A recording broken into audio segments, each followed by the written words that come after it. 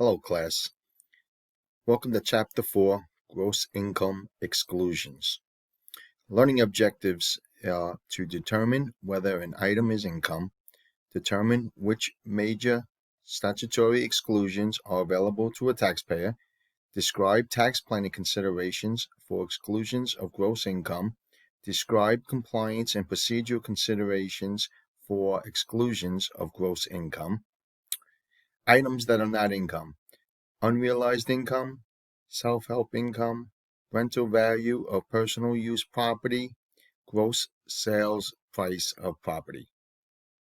Exclusions: gifts, life insurance, welfare, certain scholarships, certain payments for injury, certain employee benefits, certain foreign income, tax-exempt interest, Series EE bond interest, leasehold improvements, meritorious achievement awards, certain divorce payments, gain from sale of home, Roth IRA distributions, COD, SS benefits. Gifts and inheritances. Generally, gifts are not taxable to the recipient. Any income derived after the donee takes title to the property is taxable to the donee. Prizes are not considered gifts, but are income. Any bonuses paid by an employee to an employee are not considered a gift, but are taxable wages. So the donor is the one who would pay the tax on gifts to the donee, to the person receiving it.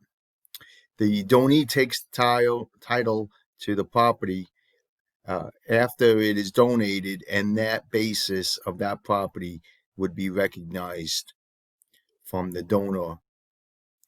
Prizes not considered gifts but are income. Think about games, game shows. Those prizes, that is taxable.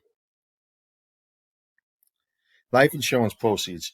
Generally, face value of life insurance proceeds paid upon death are not taxable income to the recipient. Exception: if taxpayer purchases a policy insuring another, then tax-free portion limited to purchase price plus additional premiums paid. Also, if amounts received are greater than face value, then the excess is taxable income. Keep in mind that the income that is not taxable, in the same token, the expenses are also not deductible.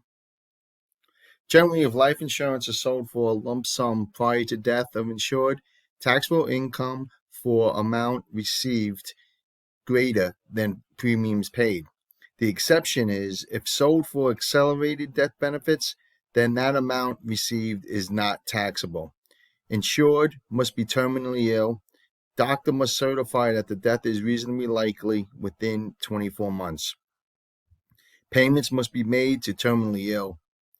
Tax-free payments limited to $360 a day in 2018.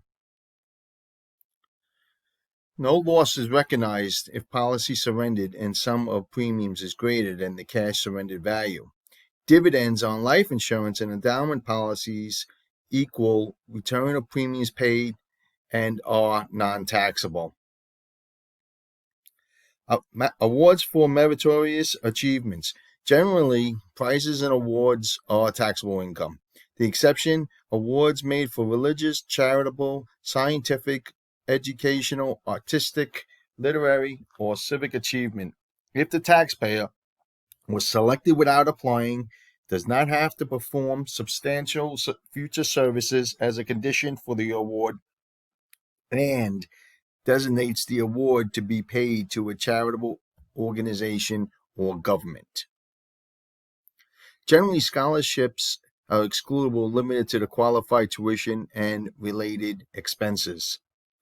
Definition of scholarships: paid to allow the student to obtain a degree at college or university. Qualified tuition and expenses equals tuition, fees, books, supplies, and equipment. Scholarship money that covers room, board, and laundry. All right, so keep that in mind, the qualified tuition. So tuition, fees, and books and supplies and equipment. Okay. Normally, if you receive money and it covering the room or board, it would not be deductible on there. The money is normally has to be paid directly to the college university. Distributions from qualified tuition programs, 529 and QTPs.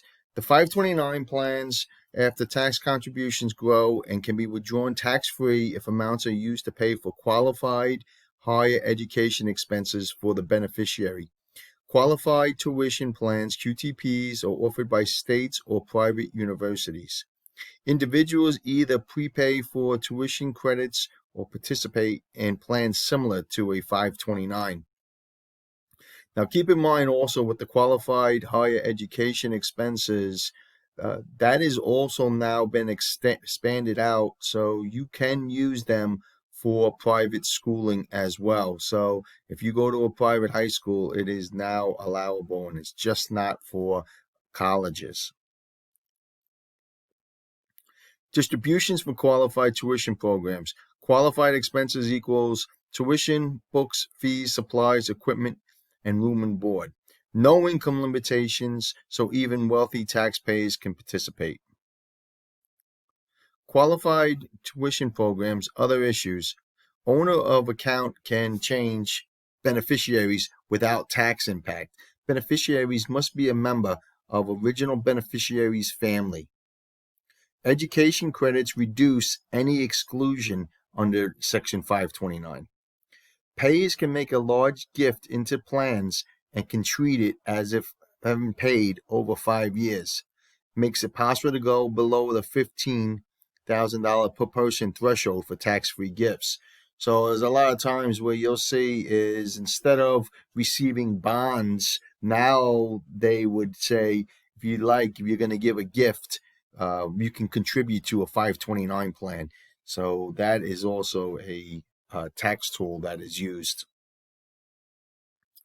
Payments for injury and sickness. Payments on account of personal physical injuries or physical sickness are excluded from income. This includes payments for personal injuries, pain and suffering, emotional distress, as long as the genesis of the losses were physical injury caused by the payer. Reimbursements for medical expenses for non-physical injuries are also excludable. Punitive damages are always taxable, even if physical injury is involved. So if you're suing somebody and it doesn't include the injury, and you're doing this just for punish, then it is going to be taxable. They would carve out the piece that would be for the physical injury. Amounts received under accidental and health insurance policies are excludable, even if benefits reimbursed for lost wages. So the example, short or long-term disability insurance paid by employees and with the premiums not excluded from wages. Payments for injury and sickness still. Long-term care payments are excludable up to $360 per day for 2018. Medical expenses paid by health insurance plan cannot be deductible by the taxpayer. Employee EE fringe benefits. Generally, anything paid to or on behalf of the employee is includable in income. Exception, certain employee EE fringe benefits. Employer can deduct the expenses, but the employee does not have to include in income. So examples of excluding fringe benefits: employer paid insurance, parking, professional license fees, training, gym memberships. Fringe benefits insurance. Generally, employer paid insurance premiums are not includable in the employee's income. Any benefits paid under the medical, health, and group term insurance are limited or excludable to the employee. Exception, premiums for employer paid term life insurance for greater than 50K coverage are includable in the employee's income. Any benefits paid for disability are included in the employee's income if the premiums were not includable. Okay, so if you have a plan, you work for the state and you receive health benefits from them, that is not includable in the employees in your income. So you would not see that on the W-2 as taxable income. Fringe benefits also, employees may deduct expenses. The employee generally does not have to include an income, generally cannot discriminate. So example with benefits available only to the highly compensated and still keep excludable treatment, can discriminate on working condition and qualified transportation fringe. That's described on the next slide. So the different types: no additional cost, unused employers' services, hotel rooms, airplane seats, employee discounts, limited to 20% on services, no discounts for real or investment property, working conditions, outplacement, company car, de minimis is employee awards, free coffee, Christmas party are some of those examples. Meals and entertainment. Taxpayers who attend and pay for business meals with customers or colleagues do not have to include the cost of meals consumed in his or her income. Expenditures cannot be abusive. So you can't be going out if you're going to have the meals and entertainment and have surf and turf. So it has to be reasonable with the meals. The adoption expense, employee can exclude up to $14,080 in 2019 for qualified adoption expenses paid by employer. Exclusion phased out between $211,160 and $251,160.